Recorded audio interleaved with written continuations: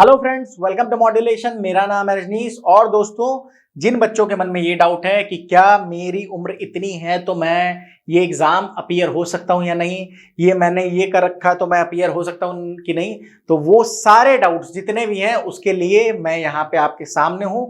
आज हम एलिजिबिलिटी को लेके बात करेंगे कि क्या एलिजिबिलिटी सीयूईटी ने आपसे मांगी है, या फिर अगर आसान शब्दों में कहूं तो आपको एज आपकी कितनी होनी चाहिए, क्या क्वालिफिकेशन होनी चाहिए to take up this examination. चलिए देखते हैं। और हम कहां से देखेंगे, आपको पता ही है, हम ओरिजिनल जो सोर्स है एनटीए के ब्रोशर से देखने वाले। पेज 17 में आएंगे तो आपको एलिजिबिलिटी का ऑप्शन दिखेगा। Chapter 3 is about eligibility. देखते हैं एलिजिबिलिटी में क्या लिखा हुआ है कि for appearing in the CUET UG 2024 there is no age limit for the candidates. No age limit, आपके लिए एज लिमिट नहीं है।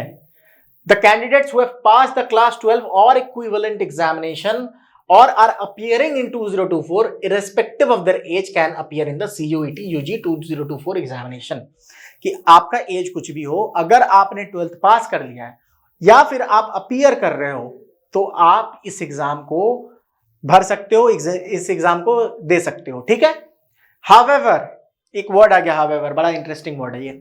The candidates will be required to fulfill the age criteria if any of the university, institution, organization in which they are desirous of taking admission।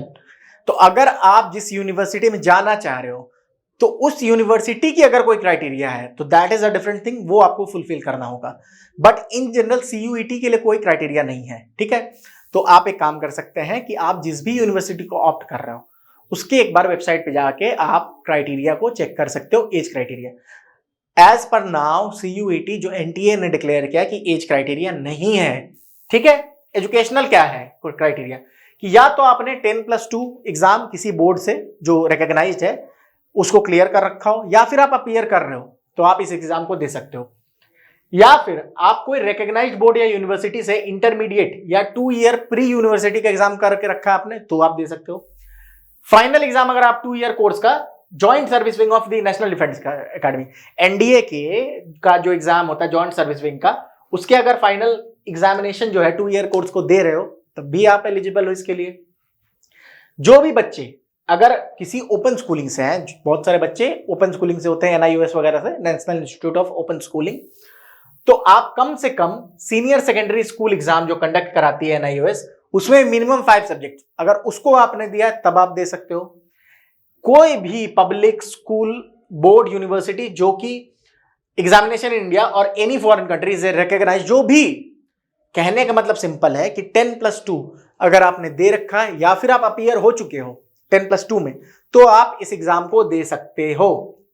और एक चीज और अलग से बता दूं कि जिन्होंने भी डिप्लोमा कोर्स कर रखा है एआईसीटीई से रिकॉग्नाइज्ड, जैसे डीएससीयू के थ्रू सीईटी का रखा है 3 साल का, अगर आपके पास ये डिग्री है, क्योंकि ये 10th के बाद होते हैं, तो अगर आपके पास कोई डिग्री है ऐसी जो कि 3 ईयर की ड्यूरेशन की डिप्लोमा दे रही हो तो भी आप इसको फुलफिल कर सकते हो। ठीक है। बाकी स्टूडेंट्स जो बाहर के हैं उनको एसोसिएशन ऑफ इंडियन यूनिवर्सिटीज जो है उनको एक सर्टिफिकेट वहां से लाके देना होगा। तो ये है रिगार्डिंग द एलिजिबिलिटी। ठीक है। सीधी सी बात है, 2 चीजें होती हैं, एक एज क्राइटेरिया, एक educational qualification. Age criteria NTA ने स्पेसिफाई नहीं करा है, आप किसी भी एज के हो आप इस एग्जाम को दे सकते हो, प्रोवाइडेड कि आप अगर डीयू को भर रहे हो सपोज करो तो आप डीयू के वेबसाइट पे जाके चेक करोगे कि वहां एज क्राइटेरिया क्या है, क्योंकि इन दैट केस जो डीयू है, जो यूनिवर्सिटी है, वो आपके एग्जाम को दैट कैन कैंसल, आपके एग्जाम को तो नहीं, कैंडिडेचर को अगर आप सेलेक्ट हो जाते हो तो, क्योंकि वो आपको बताएगी कि हमारे यूनिवर्सिटी का ये क्राइटेरिया है कि इस एज के आप होने चाहिए। ठीक है। तो जो भी बच्चे दे रहे हैं, ऑप्ट कर रहे हैं एग्जाम 44 यूनिवर्सिटी से, आप प्लीज उनके वेबसाइट पे जाएं और उनके एज को, क्राइटेरिया को प्लीज देख लें। एज सच इन्होंने कुछ भी स्पेसिफाई नहीं करा है।